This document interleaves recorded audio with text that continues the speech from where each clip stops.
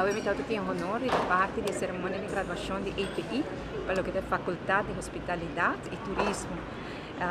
Una ceremonia sumamente impactante y bonita, donando cada graduado un diploma y también al final lesando declaración para confirmar que cumple con la exigencia del examen y que está graduado de verdad.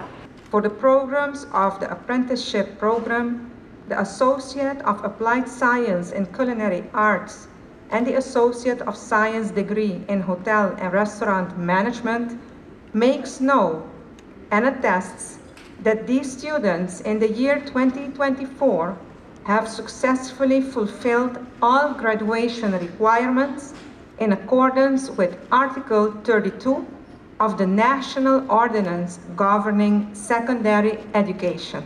Esta é onde cerimônia tem mais significação e tem simbolismo e é algo muito bonito. Para bem natura graduado aqui, estou somente contente de entender que já acaba cada tem trabalho mostrando assim quanto nós seria profissional aqui. Mostrando nos cara de nosso turismo e nosso turismo não somente pilar econômico, mas é de coração interno do país. Mas para bem e hobby êxito da carreira.